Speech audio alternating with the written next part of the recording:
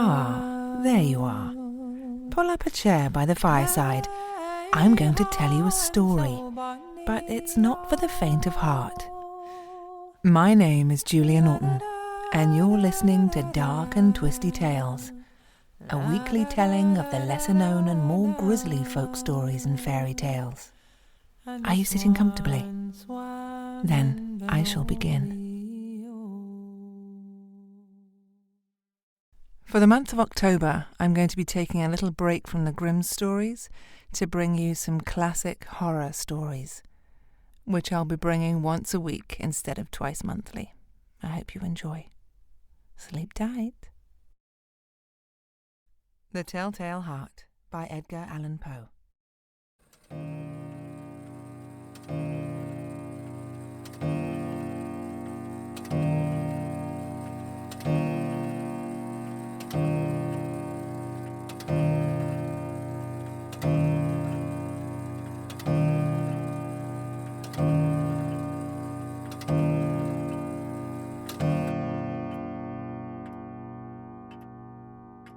It's true.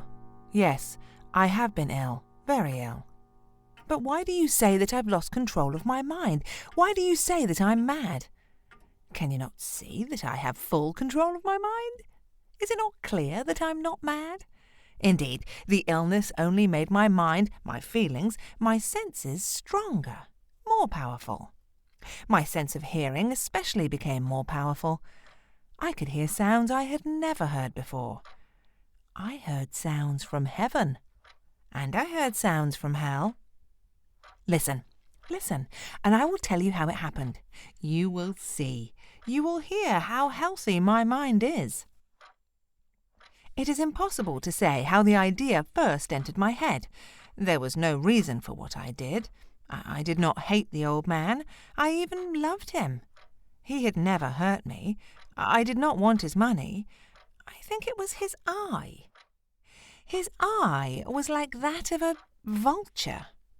The eye of one of those terrible birds that watch and wait while an animal dies and then fall upon the dead body and pull it to pieces to eat it.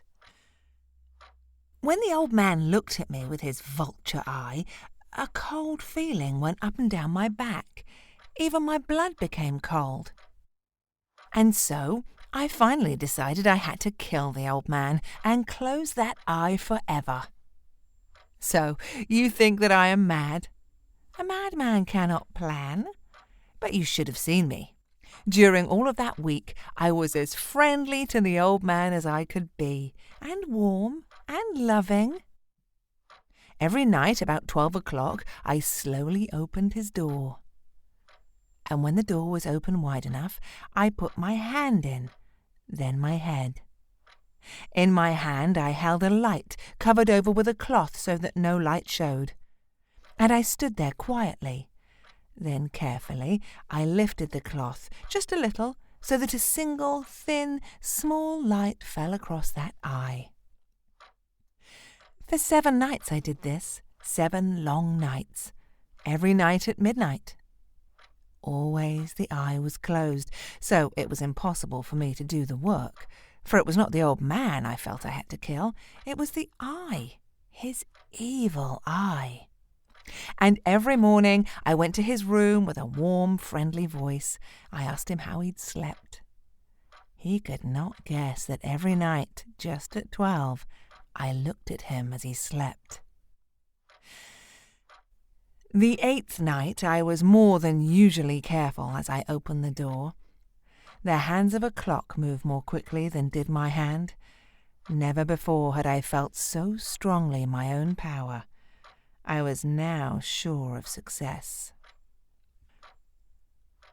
The old man was lying there, not dreaming that I was at his door. Suddenly he moved in his bed. You may think I became afraid, but no.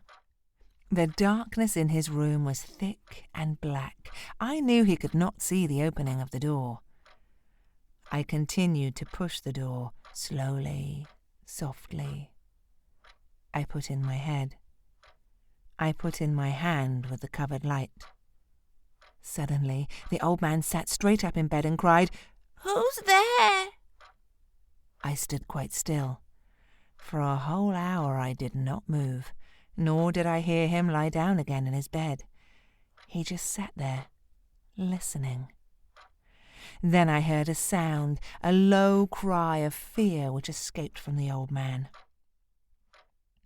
Now I knew he was sitting up in his bed, filled with fear. I knew that he knew that I was there. He did not see me there. He could not hear me there. He felt me there. Now he knew that death was standing there. Slowly, little by little, I lifted the cloth until a small, small light escaped from under it to fall upon that vulture eye. It was open, wide, wide open, and my anger increased as it looked straight at me. I could not see the old man's face, only that eye, that hard blue eye, and the blood in my body became like ice. Have I not told you that my hearing had become unusually strong? Now I could hear a quick, low, soft sound, like the sound of a clock heard through a wall. It was the beating of the old man's heart. I tried to stand quietly, but the sound grew louder. The old man's fear must have been great indeed, and as the sound grew louder, my anger became greater and more painful. But it was more than anger.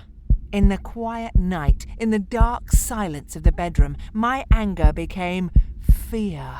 For the heart was beating so loudly that I was sure someone must hear. The time had come. I rushed into the room, crying, "Die! Die!" The old man gave a loud cry of fear as I fell upon him and held the bedcovers tightly over his head.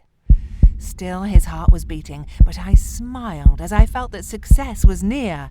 For many minutes that heart continued to beat, but at last the beating stopped. The old man was dead.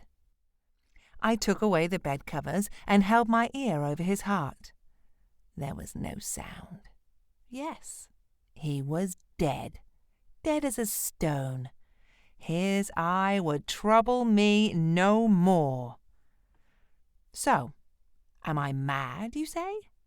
You should have seen how careful I was to put the body where no one could find it. First, I cut off the head, then the arms and the legs.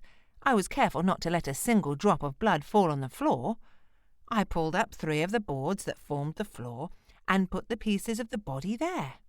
Then I put the boards down again carefully, so carefully that no human eye could see that they'd been moved. As I finished this work, I heard that someone was at the door. It was now 4 o'clock in the morning, but still dark. I had no fear, however, as I went down to open the door. 3 men were at the door. 3 officers of the police. One of the neighbours had heard the old man's cry and had called the police. These 3 had come to ask questions and search the house. I asked the policemen to come in. The cry, I said, was my own, in a dream. The old man, I said, was away. He'd gone to visit a friend in the country. I took them through the whole house, telling them to search it all, to search well. I led them finally into the old man's bedroom. As if playing a game with them, I asked them to sit down and talk for a while. My easy, quiet manner made the police believe my story. So they sat talking with me in a friendly way. But although I answered them in the same way, I soon wished that they would go. My head hurt, and there was a strange sound in my ears. I talked more and faster. The sound became clearer, and still they sat and talked. Suddenly I knew that the sound was not in my ears. It was not just inside my head. At that moment I must have become quite white. I talked still faster and louder, and the sound too became louder. It was a quick, low, soft sound, like the sound of a clock heard through a wall, a sound I knew well. Louder it became, and louder. Why did the men not go, louder and louder. I stood up and walked quickly around the room. I pushed my chair across the floor to make more noise to cover the terrible sound. I talked even louder, and still the men sat and talked and smiled. Was it possible that they could not hear? No, they heard. I was certain of it. They knew. Now it was they who were playing a game with me. I was suffering more than I could bear from their smiles and from that sound. Louder, louder, louder. Suddenly I could bear it no longer. I pointed at the boards and cried, "Yes! Yes, I killed him! Pull up the boards and you shall see. I killed him!" But why does his heart not stop beating? Why does it not stop?